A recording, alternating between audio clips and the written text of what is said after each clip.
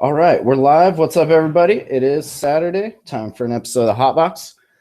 Got a couple great guests, as always. Very exciting stuff. So we're going to play the intro, and we'll talk about weed. Oh, that's what I was doing when Gooey was having issues. I was looking for the intro, which is right here. This is very, very professional. Let's start the show. On the seventh day.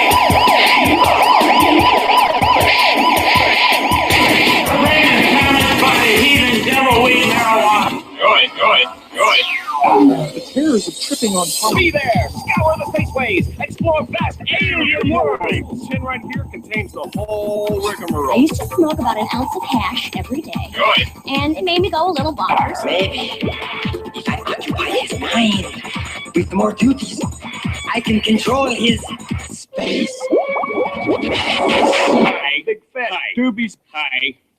Hi, what's up, everybody? Today's Saturday, October 3rd, 2015. This is episode 166 of the Hot Box.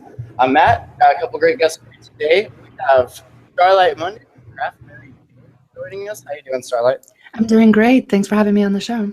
Good to have you. Also joining us back again, pretty much a regular part of the show now, Gooey Rabinski, writing over on waxy.com. What's going on, Gooey?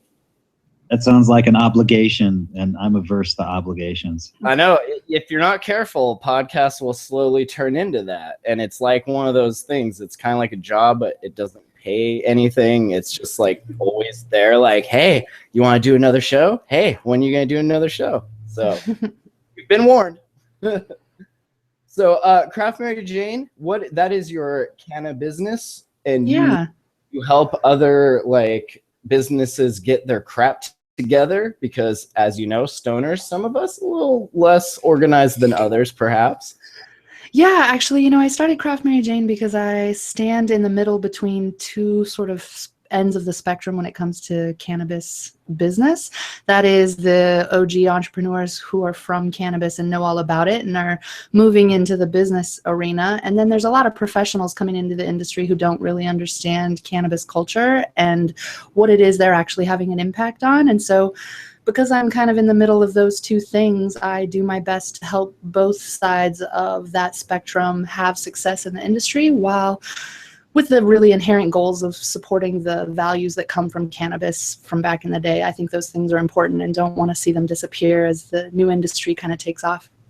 It is interesting to see there is like a whole set of kind of unspoken moral standards that people that are, and not just cannabis, but you can kind of see the difference between like alcohol and cannabis and the other plant medicines. Like people that are into that stuff, they have kind of a different way about them, and it's very nice. Absolutely. And I really don't think that, while the stoner mentality of showing up on time and conducting business properly is really important, there's also an element of my encouraging people who are from the cannabis community to maintain those values and not feel like they need to put on a fake facade in order to be successful, because really what makes them unique is what's going to help have them have long-term success. That's true. So what's your background? Like what got you started in this? Yeah. Shoot. You know what? I started, I grew up in Southern Oregon. Cannabis is kind of part of my family on the outskirts. I didn't grow up growing, but it's always been sort of an accepted part of the culture for me. But my career was in software and technology. I've worked on startups. I've built and designed software for basically every platform. And then I spent the last year or so on an innovation think tank, basically learning how to vet brilliant ideas. When you say, oh, you know what, we should make this app or we should build that product, I'm the person that can research to determine exactly whether or not it will be successful and exactly who will want it. And when cannabis legalized in Oregon, which is, my home state, I had this realization that I had a skill set that nobody else I knew in the industry had, and with a love for the cannabis community. And so I wanted to bring that sort of innovative mindset to the cannabis entrepreneur skill set. I like that. I need to have you on speed dial for when me and my friends are smoking and getting wavy and we have all these ideas, and you can be like, you guys, that's completely stupid. Stop. Yeah. Stop You know, the calling- thing is most ideas start out a little unrefined. It's Well, it's a little experimentation that gets you to the really good idea. Usually original ideas are a great place to start. It's just refining them from there to make sure they're successful. It's the seed, and then you need the fall. Uh-huh. You need And to the get it nutrients. right. Also, see, I'm just I have no get it done follow through. That's where Gooey is. He actually wrote a book. Like I don't know what takes more follow through in life. That's got to be it. Writing a book. Oh, really? What book do you write, Gooey? It's a really short one it's called Understanding Medical Marijuana, and it's really intended for kind of middle of the road people who I think have not necessarily decided on marijuana and medical cannabis and its efficacy and whether it should be legal in their community and their state. And of course, with so many state ballot initiatives coming up, it would be nice for people like that to be able to read this book. Well, in most families or, most small businesses or whatever, there's always kind of the token cannabis consumer. And well, in prohibitionist states, it's very intimidating for that person to come out of the closet, to come out green. Whatever hashtag you prefer. So it'd be nice if those people would be the enablers and share the book, because I'm not really sure how we expose the availability of the book to the target audience, because those people are not very self-motivated to educate themselves on this topic. They live in their filter bubbles, and then they kind of just live and breed in there. What your book reminds me of, it's almost like the God Delusion, but a shorter and weed related version. It's something you give to your parents that are like super religious, if you want them to kind of see if you are not, see that perspective. It's like the book you give to your parents that don't like weed, so they can see and understand. It's very well written and presented and everything. Oh, thanks, man. Well, they're not going to read a 300, 400 page, desk reference. It's under 70 pages as an ebook. It has to be for something like this, because it's like bits of facts and everything. And people won't, because I got my mom The God Delusion for Christmas one year as kind of a joke. And it is like 400 something pages, and she's never read it, So people need small, concise, bite-sized books that they can digest. I think, too, there's an element of people having so much aversion to the concept of marijuana in the first place, just simply out of cultural programming, that the idea that they would even change their perspective at all or decide to be interested in learning more about it is such a huge hurdle for most people to overcome, that then there's the secondary problem of not knowing where to go to learn, and the social stigma of not having any guidance or anybody to inform them.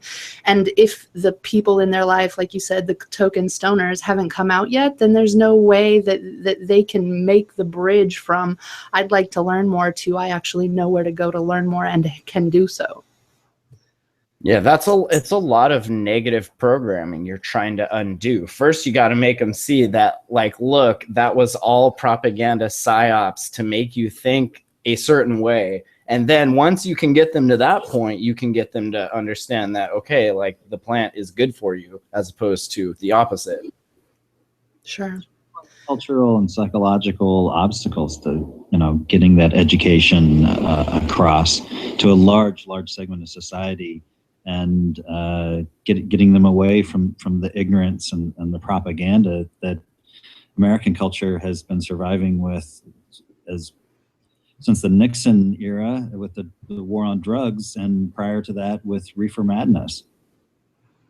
I think sometimes, too, the quickest shortcut isn't so much trying to undo that cultural programming as it is to meet a need for them. Because if they have a need that cannabis can meet, then you can undo cultural programming by solving a problem for them, right? You're in a lot of pain, you're on a lot of opiates, you see the system of how it's affecting you and how it's having a negative cumulative effect across your life. It's much easier for you to even be willing to talk about weed, not from a weed is good or bad perspective, but from a, hey, did you know that there's something that could help you? Oh, really? Because I'm willing to try anything at this point. And now you have somebody that you don't even have to undo the programming. They're ready to be converted. Yeah, and that's huge, because everyone, I mean, not everyone, but most people know someone that has been affected by that, something like cancer or any of the other myriad treatments or ailments that cannabis can help, you know, so they can relate to that. And usually those people are like searching on the internet for something, you know, they're looking for that miracle, and there's a ton of scams online that, you know, they are faced with. So to have something that they can actually see that works and that it completely changes their perspective on it. Sure. It's like one thing that'll change someone's mind like that, but you have to let them, you know, do it. That's right. They have to come to it. It's much easier. It's much easier, like I said, to solve somebody's need than it is to try and pull them out of their way of thinking and give them something new. So do you go around to the different cannabis conferences and like the hemp fests and the gatherings and all that kind of stuff? Or where do you, like, how do you kind of... Me personally? Yeah. Yeah, so I kind of have a multi-pronged approach. For Craft Mary Jane, our vision is that the future of cannabis is crafted. Now, a lot of people think that that only means craft cannabis, and they think of the metaphor of craft beer, which I think is a good place to start. But really what I believe is that the people who are involved in the industry right now are going to craft what the future of cannabis looks like based on who we are and what we're doing. As a result, I kind of wanted to be a thought leader and educator in that environment. So I am a speaker. I went and spoke at the Cannabis World Congress in Los Angeles a couple of weeks ago, the business expo up there, and it went really well. But really, I'm a consultant on the side, helping people, not on the side. Craft Mary Jane is both being this thought leader and then assisting entrepreneurs one-on-one or in a group environment via like a mastermind I've set up and things like that, where the people with the same values can work together and make something amazing happen, but they're also doing it with somebody who can give them guidance, and they don't have to reinvent the wheel or figure it all out on them by themselves. And that's really where the consulting aspect of Craft Mary Jane comes in. That's cool. What kinds of, do you focus on anything in particular, like growers or processors, producers? You know, I would say I have my preferences, but really the underlying technology, quote unquote technology, of what it is that I do is this equation that can be applied to any sort of business, right? Validating who your customers are, validating what their problem is, crafting your business and brand message in order to reach them. Like, these are things that are ubiquitous no matter who you are. Growers have definitely different struggles than app developers, but right now my clientele range across the board. I've got an app that I'm helping work with somebody on. They have a book that's coming out later this year. There's another product that is this amazing vaporizer called Green Sticks. This guy figured out a way to extract a full plant extract without any chemicals, and he uses a natural non-GMO version of, what is it, typically propylene glycol, right? He doesn't use propylene glycol. He uses a vegetable version of it, so it's not all fucking up in the lungs. The thing is he's got a particular issue with his product being very light, unlike concentrates, where it's essentially a shot of tequila in a dab or wax or shatter or something like that, where you take a lot of cannabis and compress it. This guy uses a full plant extract, so it's like the plant itself. It's not condensed, which for the older, more casual stoners or the more casual cannabis users or the people who want to stay medicated but not be out of control, it's the perfect market for them.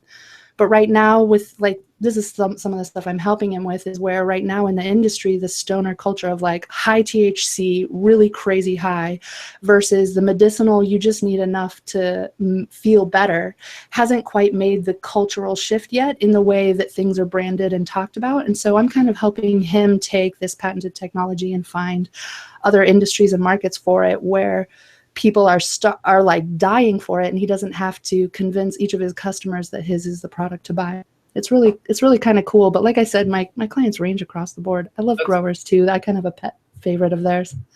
That's interesting. You should probably steer them away from VG though. I mean, VG is gonna make it separate, and it's not gonna look very He doesn't use he has a patented extraction process that doesn't have an issue with that, actually.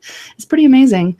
What we're actually kind of moving, like what are all the terpene profiles and everything coming back? It's amazing. There's no need to re-add after the fact because it's a full plant extract, and so the entourage effect is completely in. Just say what? Cryogenics, maybe? I'm sorry? It sounds like live resin, except live resin involves cryogenically freezing the plant within hours of harvest. And Yeah. then a full plant extract. Typically, they're using like a closed loop, either CO2 as the solvent or butane as the solvent, but because they're using laboratory grade, top dollar equipment with trained lab techs, even if they use butane, they're typically able to, get it below anything that would be hazardous to the health. Sure. No, he avoids using butane and CO2. And like I said, it's a process that he tested out over the last few years, realized it was completely novel, and it's now patent pending. And so once it's a little more established and the patent's actually grabbed, then we can talk about exactly how he does it. That's interesting. I'd like to, you know what? It's amazing. When you taste it, it tastes exactly like the plant. It's green sticks. Sticks. The material that he is producing, does it have a name? Is it like THC acetate?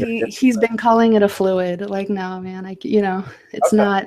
It's not the other stuff that's, what's crazy about it is that I haven't seen anything else like it. Like, ever since I got into cannabis, I've been running around going, oh, what's this? Oh, what's this? Oh, right. And it's like being in a candy store. It's amazing. Yeah. Right. So, and there's nothing else like this. And it's very unique. But what he also has is an extraction process that works perfectly with natural remedies and other herbs.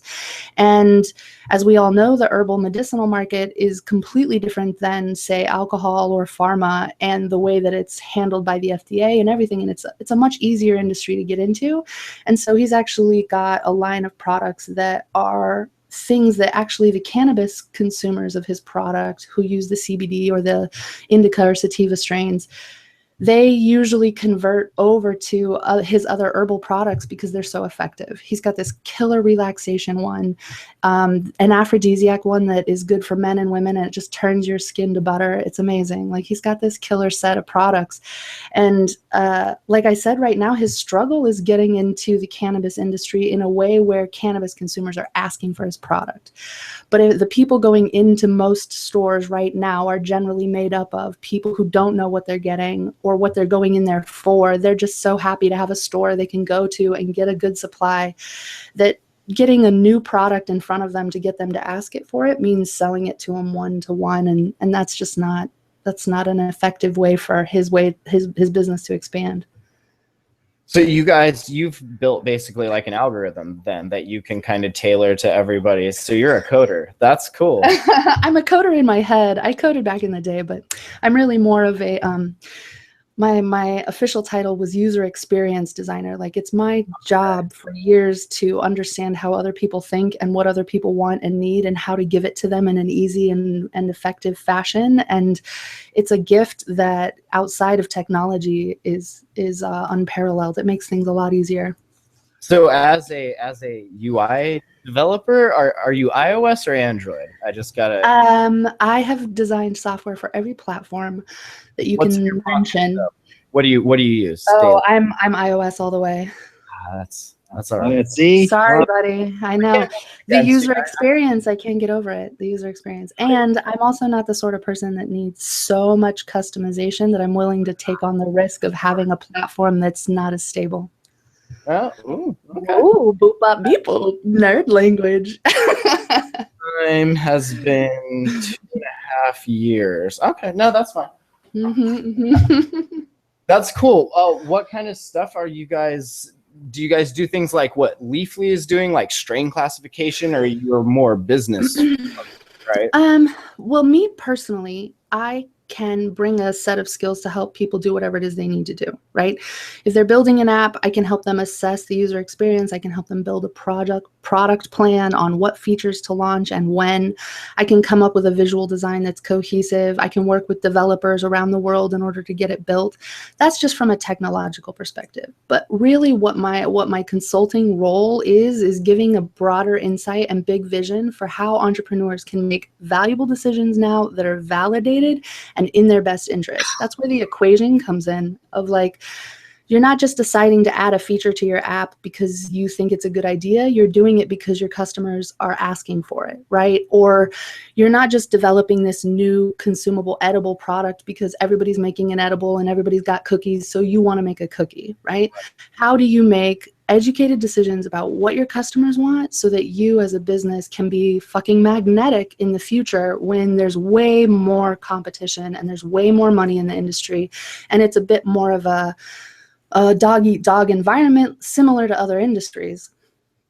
It sounds like a lot of like data mining and analytics and heuristics and plotting. That's really cool. It's cool to see that stuff applied to the cannabis industry.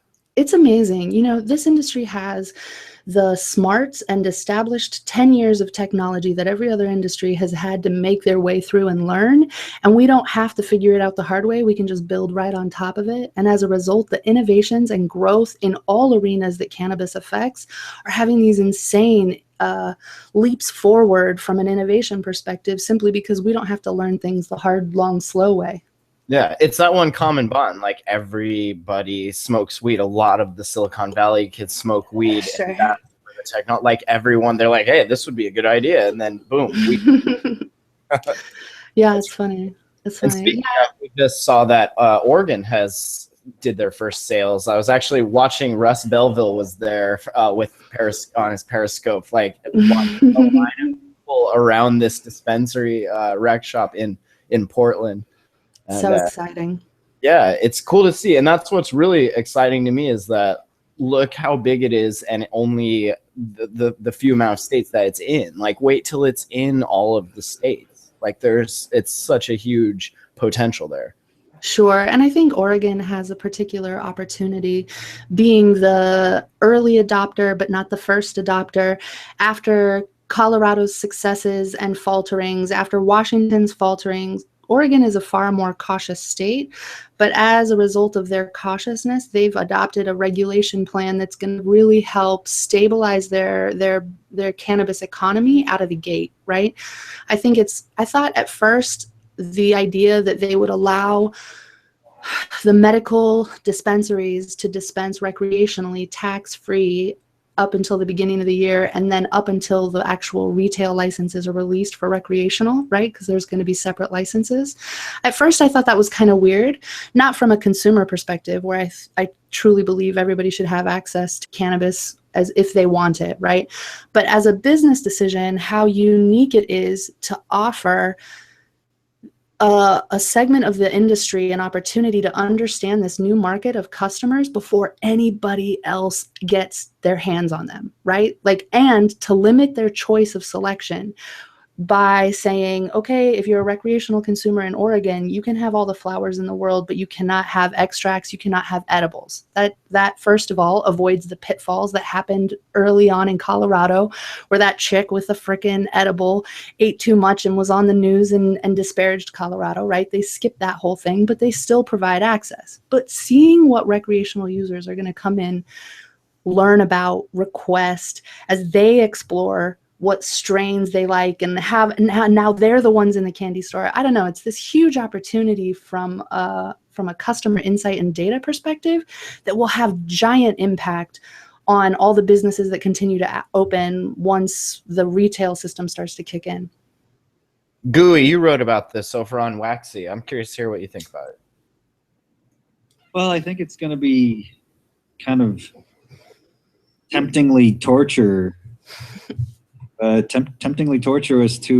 for a recreational consumer in Oregon to walk into one of these, what I think it's like 200 of 340, 350 dispensaries have been licensed by Oregon to sell to recreational consumers. So I would, I can just see myself walking into one of these places and saying, oh, that is some gorgeous live resin or wax or shatter or crumble or whatever concentrate that it is.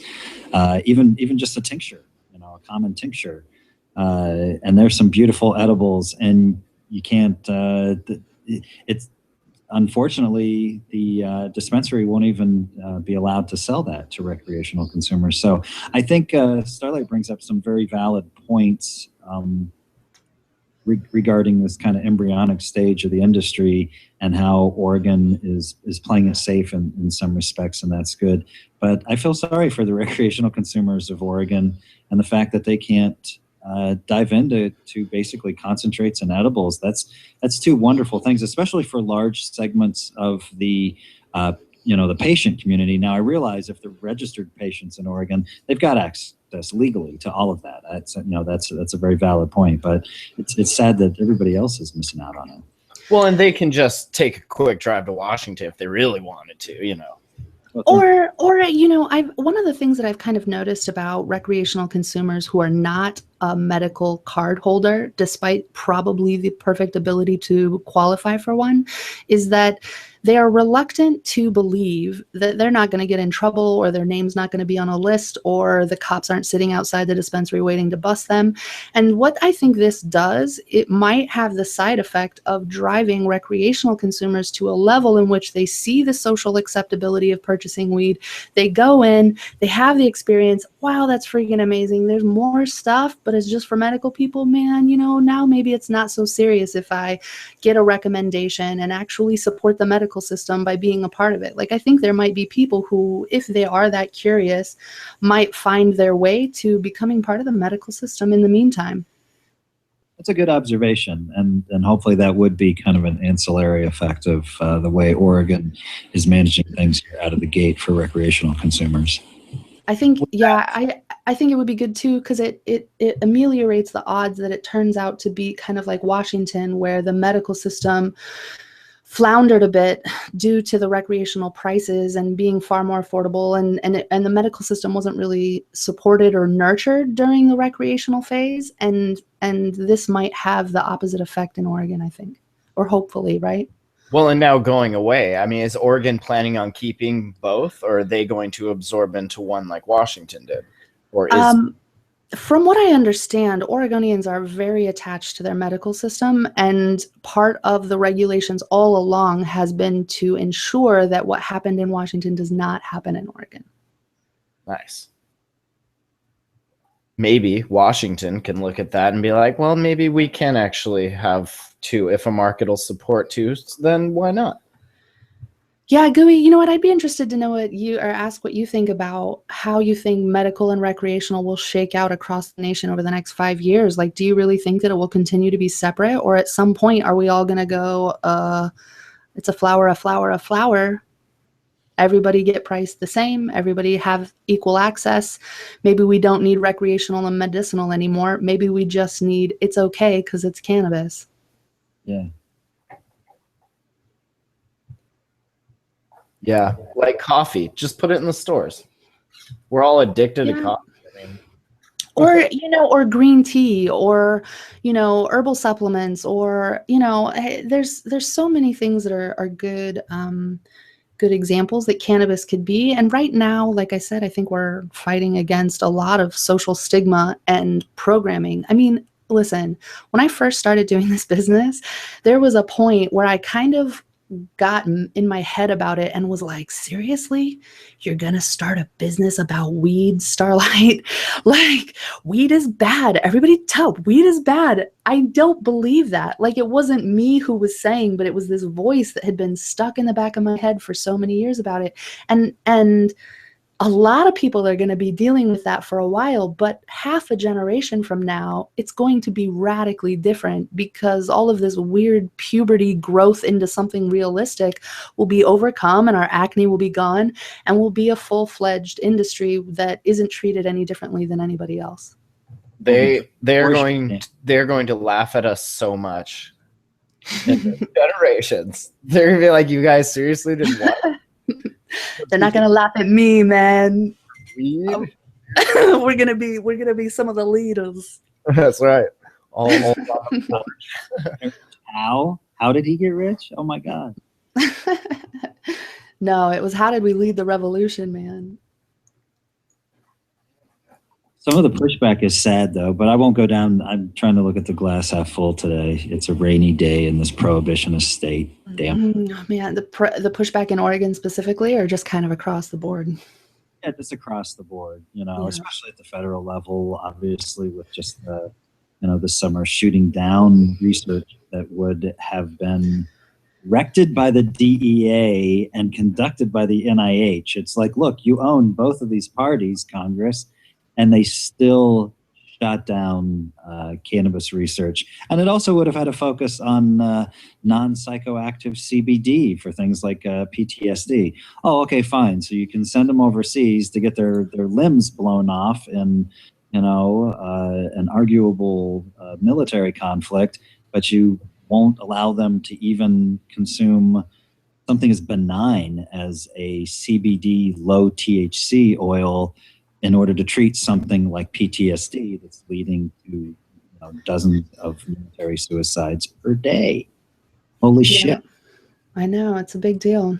It's a big deal. I think about to help you with your glass half full, I'm usually reluctant to compare the cannabis movement to the LGBTQ movement, right? Because there's an element of respect that I think that movement has that's a different story than cannabis. But there are some really key lessons in there.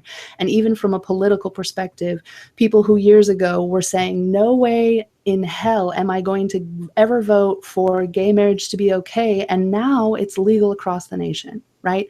Like there have always been politicians, naysayers, assholes who try and shut something down out of pure ignorance. But the movement that makes it okay, the way that you get there is by being willing to come out about it, by being willing to have frank conversations with people where you answer their questions and help support them through, this is a completely new way of thinking for me.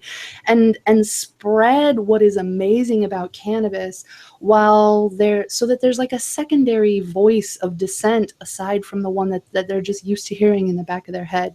It's the hardest part for those of us who are part of this is to be willing to come out and endure what it will take to kind of be snubbed or judged or looked at in a certain way by the people that we know, with the goal in mind of turning it into something that's not a big deal anymore. It starts slow. Like a lot of us, a lot of people I know, like we've just not taken jobs at places over things like having drug tests and like little things like that may not seem like a big deal at the time, but it all adds up. And it's kind of like the slow kind of march towards what we're all trying to work for. Sure. Regardless of your particular age, I know I recently over the summer came out to my teenage children, and like perfectly millennial at 14 and 16 years of age, and they quite frankly were like, "What? So you're telling us this? Why? What's the big deal?" So you stopped taking my weed? Yeah. Like, really? People are all freaked out about weed? And then my 16-year-old daughter says, she goes, well, the whole world is so goddamn screwed up as it is. She goes, no wonder people are freaking out about an herb you can grow in your backyard and that helps some little lady with glaucoma. She is in tune. Did that make you feel like a good parent, Gooey? I don't know. It should. Yeah, that's good. A prohibitionist state, because if you come out when they're too young or you're too open about it, their friends will find out about it, and their friends might very, very easily be from evangelical, conservative, Republican households where they'd like to involve child protective services and the local police and issues like that. So you do. I don't want to be flippant about the issue. When it's illegal and in prohibitionist states, it's a lot different than coming out someplace like California or Oregon. That's true. That's definitely true. There's definitely a level of privilege that a lot of us on the West Coast and in Colorado get to have as a result of the culture that people in Alabama and mothers in West Virginia do not have, right? The only bastion in the eastern or mid-Atlantic area is basically Burlington, Vermont. Burlington, Vermont, Denver, and the West Coast. Everybody else is screwed in this country to a large extent. Ohio. New York, they've got some interesting things happening in the cannabis industry. Maine, aren't they getting on the bandwagon? Michigan's making it happen. Maine's had medical for a long time. Maine, they were one of the early kind of test beds for what works and what doesn't work. People people in Maine, a lot of very progressive people in Maine. It's just it's like Colorado in many respects with, it's not, nobody should assume that it's just like, all of Colorado is liberal. It's like, no. It's a very challenged culture everywhere, really. Even in conservative areas of California. Well, and it's small steps like what happened in Massachusetts about not being able to get, stopped just for the smell of weed or whatever, permitting police to stop a vehicle based on responsible suspicion that an occupant possesses marijuana. Arizona did the same thing over the summer. Yeah, Arizona. So it's small pushes like that will then hopefully give way to the larger, either medical initiatives happening or just recreational in states that don't have either. One of the things I deeply admire about the way Oregon is going about this is the expungement of possession, nonviolent drug offenses that were associated with cannabis, and expunging people's records and seriously undoing the damage of the people whose lives have been ruined from a prison perspective. Yeah, that's totally huge. I don't know I'm not sure. Gooey, do you know if Colorado is doing that? I don't know if they are. Like, Oregon's the first people I've really read anything about that. Proposed in Colorado. It's been proposed in a lot of both legal and prohibitionist states, and That's a variety of levels of success. I mean, for example, some conservative states like Ohio, for example, went decrim, like 12 or 15 or some crazy number of years ago. But otherwise we're, still Nazis when it came to the kind herb. We call that decrim on the down low. We're going to decriminalize it, but shh, don't tell anyone. It's crazy, man. Don't tell. We don't care if you're gay in the military or a cannabis consumer. That's right. Smoke it, shut the hell up.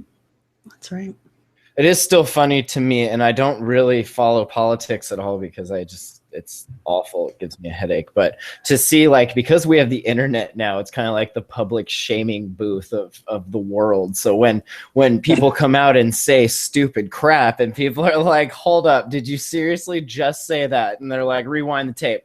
Yep, you just said that. And then it's a GIF and it's on Facebook and it's so amazing. Oliver are talking about it, showing screen captures of your tweets. Yeah, it's amazing that we have the technology to allow people like that a voice that big that, when people like Carly Fiorina and this other person, Stephen Harper, when they say dumb shit like that, then people get to put them on blast and say, listen, you're losing votes. People aren't saying that to Donald Trump, and he's saying dumb shit. That's because he's talking to the right set of the population that's like, feed us your what's that called in Idiocracy? The shit for the electrolytes. L.S. Moore, you smart, wealthy man from a better state than Alabama. It's soda. I think people have said, we like him because he's saying how it is.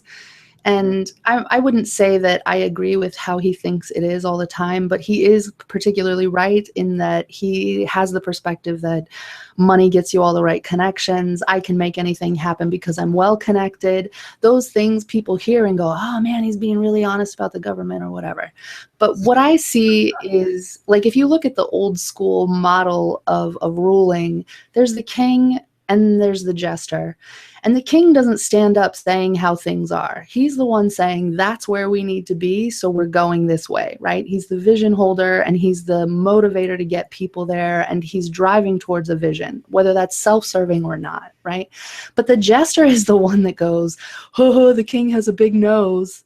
Like, dude, just because you're saying how things are does not make you presidential material, right? And just because you're touting how they are, now suddenly your words are having repercussions on a broader level in the United States that's fucking offensive as far as I'm concerned. That you can say how things are, but you're spreading that poison and you're not actually moving anybody anywhere because none of us like where we're at. We don't want more of it. Yeah, things are the way they are because it's all been one giant misunderstanding. Misunderstanding. Yeah. No, that guy is like a one-way ticket to idiocracy. Absolutely.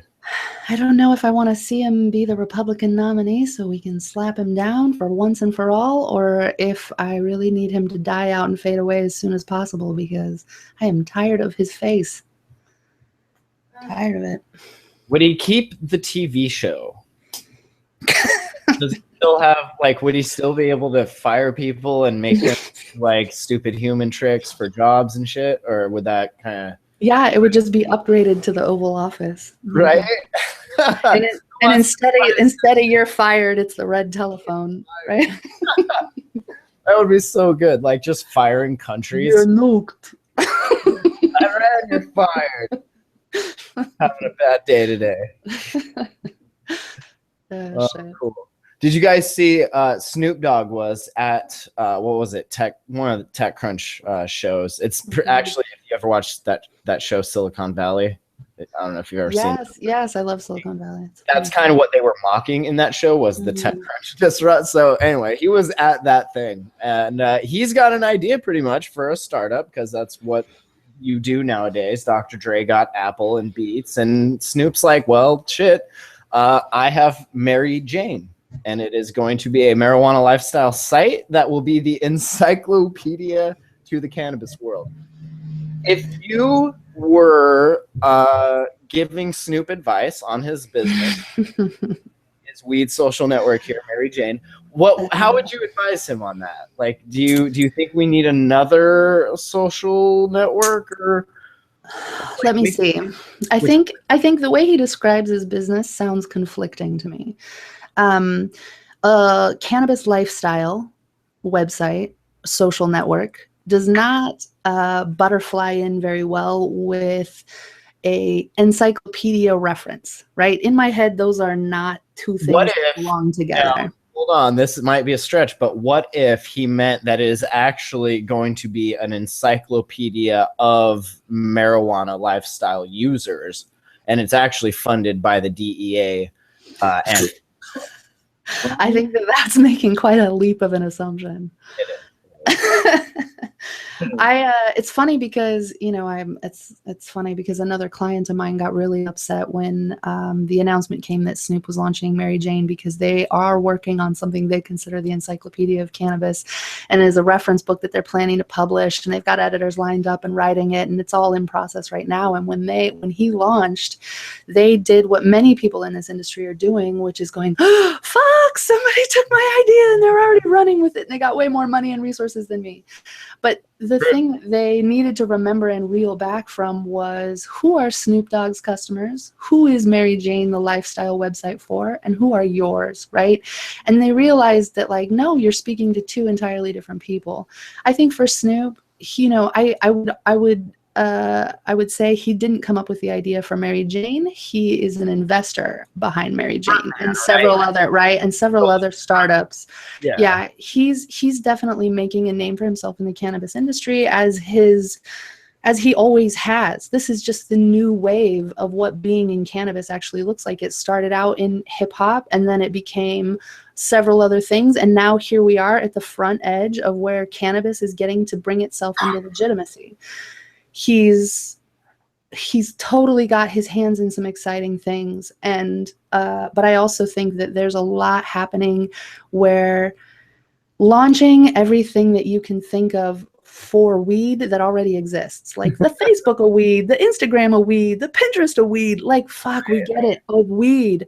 Yeah. I think it's hobbling some people's perspective on what's possible for this industry and what the people in this industry actually want and need, right? Sometimes what we go, oh, the Facebook of weed. Well, it turns out the Facebook of weed is a bunch of pictures of other people smoking weed, and it doesn't do anything for me. And as much as I love smoking weed, I'm certainly not on it as much as I'm on Facebook, right? So is it good to just imitate, or is it better to come up with something unique? Now, out of all the things that he's been working on, one thing I can say about Snoop Dogg is he's got the names on point. Mary Jane, Meadow, is he with Ease as well? Like, all of those are freaking kick-ass brand and names. Like, it's amazing. He was doing the G-Dog. Yeah. Yes. Like, he's got somebody is really helping guide him and make good choices in the companies that he's investing in and the ideas he's getting behind. That being said, right now, even though we look at Leafly and Weed Maps and, Hi There and all the permutations of cannabis apps that are popping up, the most important thing to remember is that we're at the starting line. Like, these are just the people who had something and are making it happen. There are people with the applications with different qualities as to why I think Leafly is amazing versus why I don't think Weed Maps is that amazing. But there are a lot of people who are just trying to do the same thing over and over again, or be the first quote unquote semi-legal way to order weed through your phone.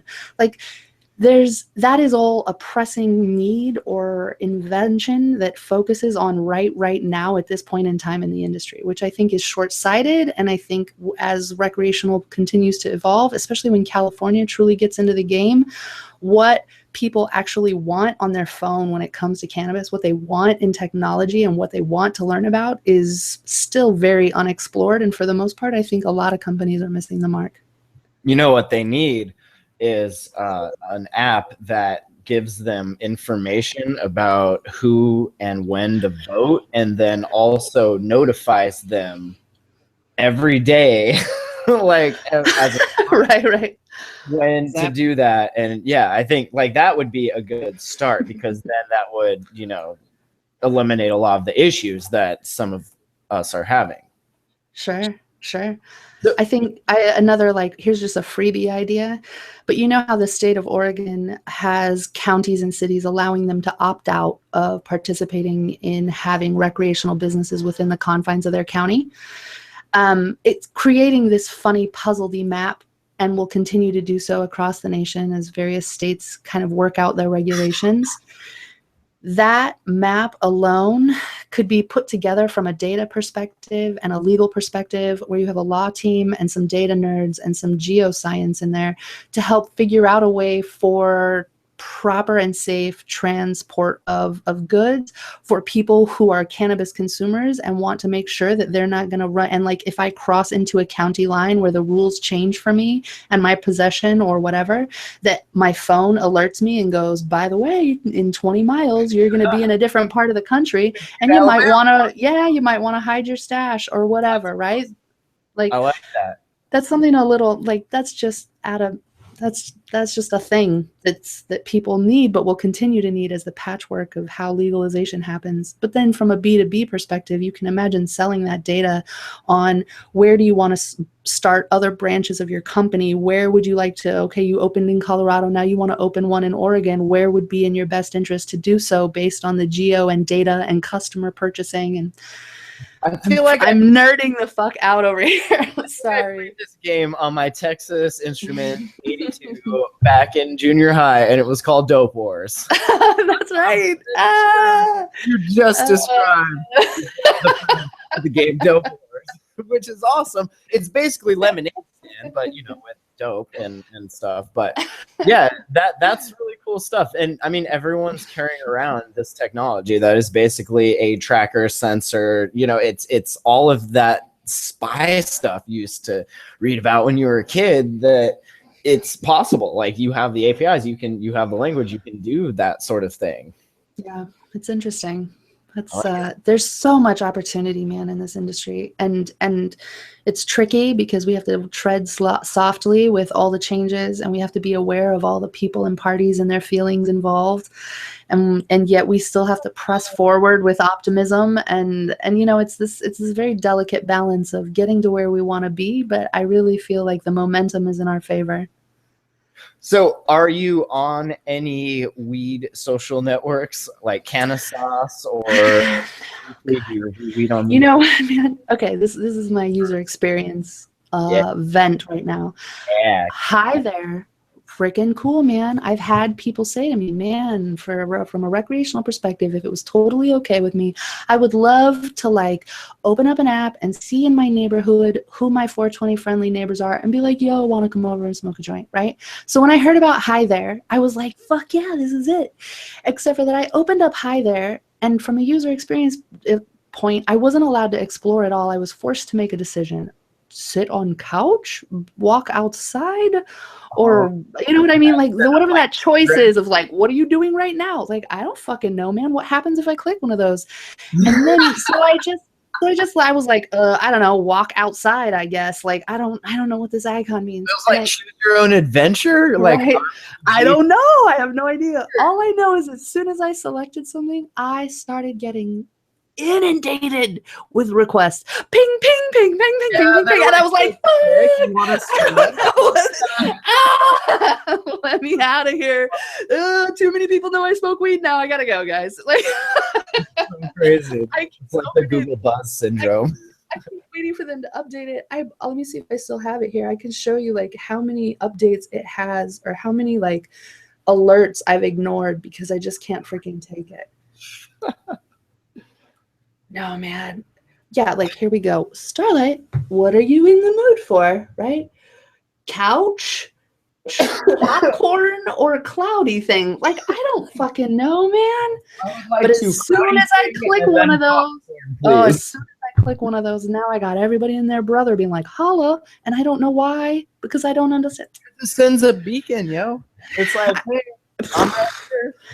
For somebody who wants to just get on and first explore it and feel comfortable and go, oh, what is this? Am I happy to be like it? I can't. Oh my god, I can't. Hey, did you ever play Ingress at all? Did you get into that?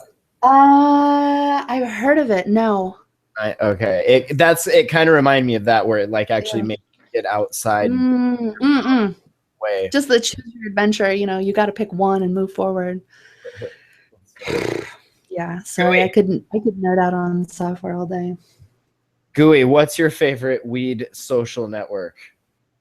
I kind of want to check out Massroots, but I'm not not using it currently. But there's quite a bit of hype, and I actually know some people in Denver who are involved with it, at least kind of from the backing perspective. But it seems to kind of have its act together, but I certainly haven't analyzed it at a level like Starlight approaches this kind of stuff. So it's kind of me rambling about, I think Massroots has a cool logo. They do have a cool logo. They do. Oh, they do. And I wish businesses like that luck. I think you bring up an excellent point about how just, kind of giving a cannabis-related theme to existing business models sometimes works and is logical, but a lot of times does not. So there's probably some crazy business plans out there, people trying to cash in on the green rush, thinking that, making a cannabis themed XYZ is just going to, give them a $1 billion IPO in a few years. And it's not necessarily the case, as you deftly pointed out. You know what? I will also give you an idea. I would like to personally see the Amazon of weed and weed related things that I can go on there, and maybe I have Amazon Weed Prime where you get like free weed with every order or something. I'd like to have an app. I'd like to have maybe a music section that is like weed related music. I'd like to have maybe even an Amazon Weed Prime video streaming section that is all weed movies, that I can check out. I have an Amazon Weed Prime pantry where it just sends me munchies all the fucking time. Like it detects that you are, Matthew, I heard your bong. Would you like me to, like that kind of shit. So there's my contribution to the ether of weed related themed businesses. I also gotta say, just from a UI, and I am an Android fan. I like the UI of that. So take from this what you will. Mm-hmm. But I do appreciate what Canasos has done, CANNASOS, as far as like the way they let you review strains and classify them. It's how like on Leafly, if you do it, and maybe it's just me because I review a lot of weed, but it gives you all of the options. It's just like, blah, here are all of the options, please select. What Canasos does is it puts it in like a circular kind of pretty visual to where you have categories and hierarchies. Check it out. Start off with 2 choices, and from there you get 4 choices, and then from there you pick the different categories of the smells and flavors, and it opens up rather than showing them all at once. But that's just one, and I'm not even on it that frequent. Like I get an email every now and then when someone starts like sending friend requests, and so I'll go check it and post something and read a couple things. But it is cool. The ranking system for like I guess how you view the feed is kind of like Reddit. It's just like an up and a down type of system. So you can kind of see it. It's like if Reddit and Diaspora and Google Plus and a little bit of Facebook, Oh God, some Bootjack, Tumblr backend got in there and just like had an orgy. Like it would vomit out cannabis.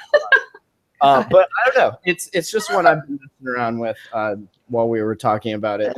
All right, I love it. You know, the thing that most people don't realize that's also happening in tandem with these apps is the insane amount of data collection that's being built on the backside, which will be used by people like Leafly if they have their wits about them in any form or fashion. The people who are looking up strains, rating them, reviewing them, are basically creating what the future of cannabis looks like based on the data that they're delivering to these platforms. And the thing is because it's such a level playing field right now, there's a lot of apps out there trying to all collect the same data, which there's why there's so many apps doing the same thing, is because when they look at it, they go, the one thing that's unclear about cannabis is what strain does what, right? And not only are they learning it by partnering up with Steep Hill Labs, for example, in the case of Leafly, but they are also learning about it from the consumers themselves by simply providing them a tool by which they can keep track of what weed they've smoked. It's insane. Like there's a whole other level of things that are going to come as a result of that in the next 5 years. Okay, I will give you one more idea. I would like to see on an email, but I would like to see an email that has a tea in it that pipes off some of that vapor to a column that is like a GCMS column that will then analyze what you are smoking, feeds it to, you know, your little like Arduino or whatever, and then sends it to a cloud database, which then keeps track of all of the residual solvents, dabs, how many dabs you've ever taken, you know, all that could go along with that, and then, you know, puts it in a nice, easy to read thing. I think you have touched on something that would be astounding in the pharmaceutical industry as well for medical research, because if that was something that was built, that would be astounding for testing. Oh, for sure. I just thought of like the email because it's already vaporizing it for you. So all you have to really do is pipe it into a call. I mean, yeah. Like it's super easy. Otherwise I would have done it, but yeah. So if somebody does it, hey, just send me one and I'll take a look and tell you if you do it. I'll write a review on my website. That's right. You'll be surprised how many times that works. I've gotten so much free but then you actually have to do right about it. So, so Gooey, what have you written lately? I always enjoy your work here. Man, I did a really, you call them long form articles. Well, I did a long one today about tinctures, and I didn't plan it that way. It was a rainy day and again in a prohibitionist state, and so I Damn it. What state are you in? Tinctures. I don't want to talk about He's it. Oh, that's right. Oh, okay. No, right. The How prohibitionists. awful the laws are in Right. Oh, sorry. My bad. You were saying. Denver sometime within the next 6 to 12 months. Nice. I think I'm going to stop in Austin for a while. Yeah, it sounds like a cool spot. I'm supposed to go out there and visit for a conference here coming up soon. Austin rocks. It's a great place. Their weed is too expensive on their black market, but they got some top quality stuff. You just pay too damn much for it. Tell me about this tincture article you were writing. I come from herbalism, so I'm super into what people think about tinctures.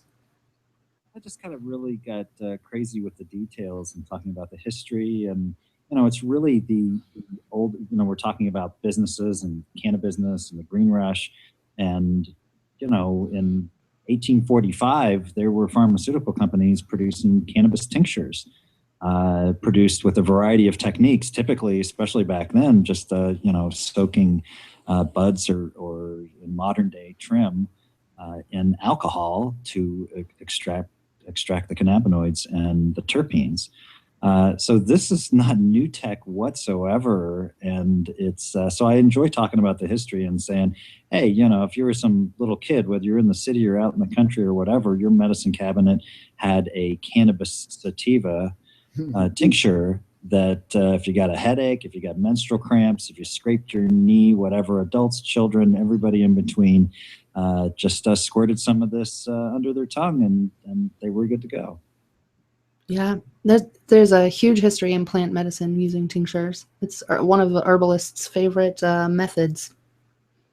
It's great stuff, and you can do it on small scale, large scale. I like the fact that people can be self-sufficient, especially if they have their own garden, where legal. My attorney tells me to say, but create tinctures. You can do it on a very one-off batch level, or you can do it on a more massive scale. And then obviously there are ways to bring in laboratory equipment and these closed loop, extraction processes involving CO2, which I think is pretty cool, high pressure CO2. But you can also do it with solvents like butane, even though then you want to make sure you've really got some lab techs who are well trained and some good equipment and all the $1 million setup and infrastructure, so they can get all that butane out of the final product. And then professional operations that put it through laboratory testing. You mentioned Steep Hill. I think laboratory testing is one of the best things to happen in legal states, because it's a level of purity and quality and an assurance that there aren't contaminants and threats to my health, especially the health of very sick patients. We do it in the agriculture industry and the hospitality industry, routinely for decades. So I think it's cool that we're finally getting that for cannabis. Mm-hmm. Mm-hmm.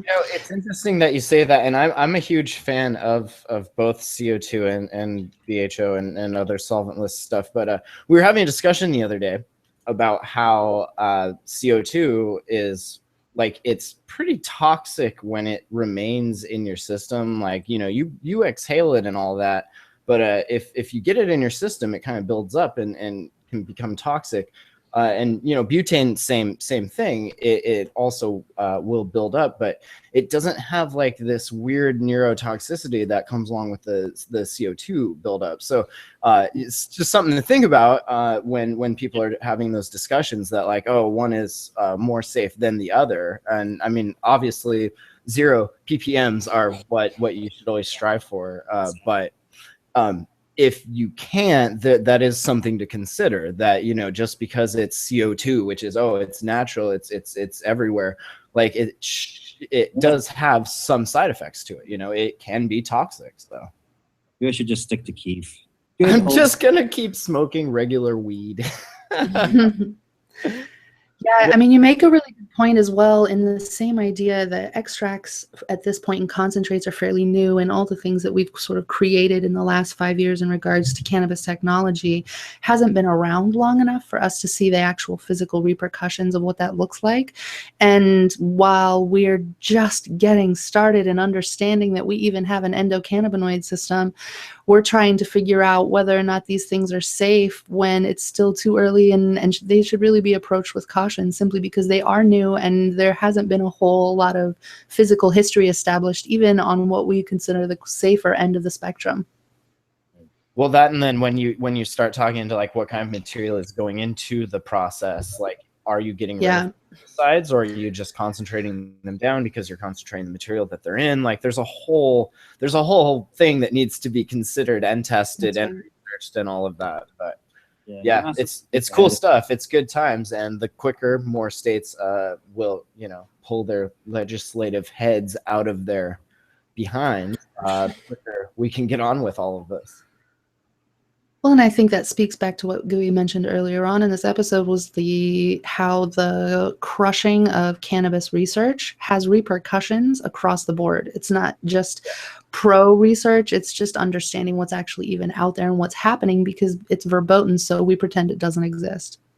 Yeah, absolutely. Well, hey, it's been a great discussion. Where can people find all your stuff online? Man, I am craftmaryjane.com and craftmaryjane everything, most social media. That's how you can find me. If you want to get in touch, you can reach me at hello@craftmaryjane.com. I also suggest signing up for my email newsletter on my website. That's usually where I talk about whatever is cool and happening first, and then I spread it to everybody else. Nice. See your videos on YouTube. Get some of that goldfish, blackfish stuff going on. Oh yeah, so the goldfish blackfish is this it's kind of a metaphor that I'm using to describe the cannabis industry right now. If you think about goldfish, they live in an artificial environment, which is kind of where most entrepreneurs are in the industry, because what cannabis is as an industry right now is artificial. It won't stay this way and it will change, right? And I'm equating that to being a goldfish and waking up in the ocean swimming with sharks, right? As rules change around them and as more people get into the game, suddenly these sweet little fishies are in the sea competing with much larger fish. And a lot of cannabis entrepreneurs are threatened by that perspective because they feel like they have to choose between being eaten or being a shark, which might not resonate with how they want to do business. And I encourage them to think about an alternative being the blackfish or killer whales or orcas, right? Because they swim in a community, they have a pod, they share learnings, they work together, they have this beautiful ballet when they feed so that everybody gets enough. There's no like feeding frenzy the way that it is with sharks. And it's a really nice metaphor to remember that community and what brings people in cannabis together in the first place is community, and it's always been a part of cannabis. That there are entrepreneurs who should consider the alternative, that all of us working together towards a common good, to know who we are, to work together, to share, and not be afraid that by giving you are being taken advantage of, that we can create a business environment where we're apex predators, but we are also unafraid of sharks and surrounded by people who all support our values. Anyways, that's a long way of saying that I started this program for cannabis entrepreneurs to work together, right? One of them is the Blackfish Mastermind. It's where 5 or 6 entrepreneurs all get together on a regular basis to help each other work through problems that they're having. And then they get one-on-one consultations with me as well to help them have a lot of momentum in their business. And then there is an academy that we're launching in January, which is for your more new growing entrepreneurs who really want to be surrounded by people who can help them and give them advice. And that's more of a larger group where we have like themed webinars and we talk about like what social media is most important in cannabis. How do you understand who your customers are and give them what they need? It's all stuff that's coming from Craft Mary Jane. Thanks so much, Gooey, for the note about that. Oh, you bet. It's really good stuff. I learn a lot. I'm checking it out. I read your blog all the time and your newsletter, and I don't even know all the ways in which you package it on social media. I just Thanks, man. That's awesome. Yeah, I really appreciate that. If people wanted to, the Goldfish Blackfish thing, we're re-recording for an email series so that people can get more in-depth information on the 5, what I consider like the 5 must-have Blackfish status qualities. And I'm kind of going to do like a free coaching session with my email news list to walk through what those things are and kind of help them make momentum forward. So if you didn't see it, because the YouTube videos are private and just for the people who I like to get to see them, you can ask me to see them, or you can join my email newsletter, and I will be releasing that in the next couple of weeks, where there's a more properly recorded, more in-depth, one-on-one feeling type video series. Excellent. You know what? I want to see you guys put together something and then go and pitch it on Shark Tank. Yeah, you know what? So did you know that Shark Tank, they take 3% of your company just to be on the show?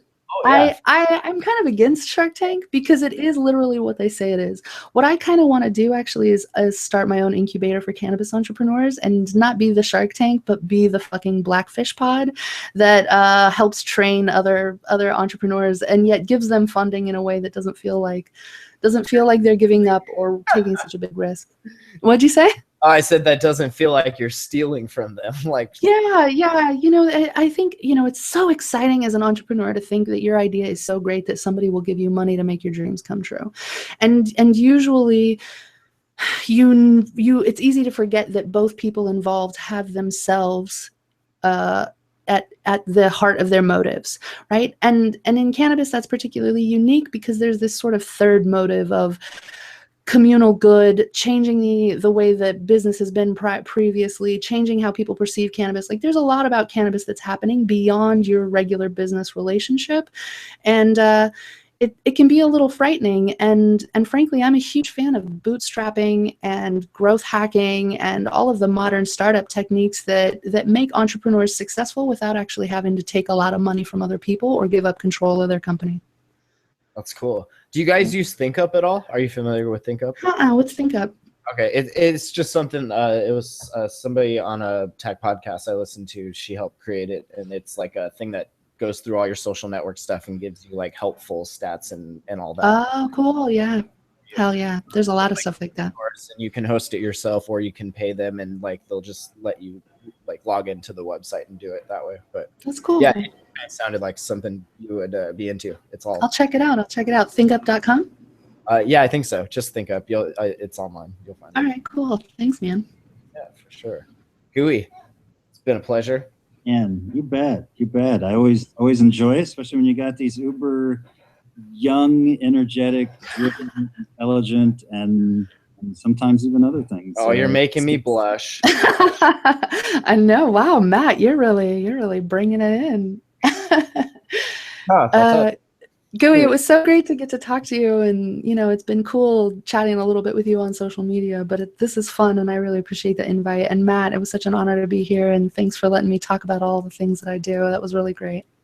Yeah, for sure. We'll have to get you back, and we'll do some updates and all that. Hell yeah, man. That sounds wonderful. Cool. Well, Gooey's over at Waxy, so check that stuff out. I got my Phoenician grinder review up over on stuffstonerslike.com, and then there's a couple more weed reviews with full terpene profiles if you're interested from our friends at the Workshop Analytical Lab. So we got the Snow Monster, the LSD, and the Pineapple Express, all with terpene profiles, cannabinoid profiles, and cool pictures that I took with macro camera stuff. So check it out on stuffstonerslike.com.